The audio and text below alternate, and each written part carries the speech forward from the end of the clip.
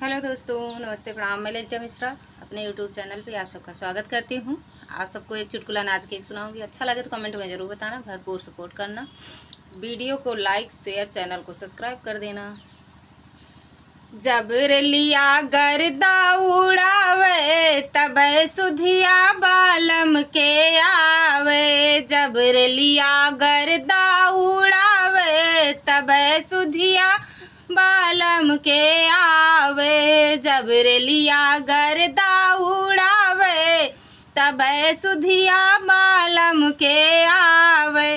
4 महीना गर्मी के दिनवा, 4 महीना गर्मी के दिनवा, जब केहू बेनिया डोलावे तब सुधिया बालम के आवे। जब केहू बेनिया डोलावे तब सुधिया बालम के आवे। जब रेलिया गर्दा उड़ावे तब सुधिया बालम के आवे। 4 महीना ठंडी के दिनवा, 4 महीना जाड़ा के दिनवा, जब केहू कम्बल ओढ़ावे तब सुधिया बालम के आवे। जब केहू कम्बल ओढ़ावे तब सुधिया बालम के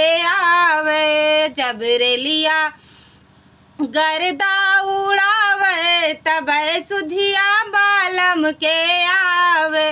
4 महीना बरखा के दिनवा, 4 महीना बरखा के दिनवा, जब केहू छापर छावावे तब सुधिया बालम के आवे। जब केहू छापर छावावे तब सुधिया बालम के आवे। जब रेलिया गर्दा उड़ावे तब सुधिया बालम के आवे।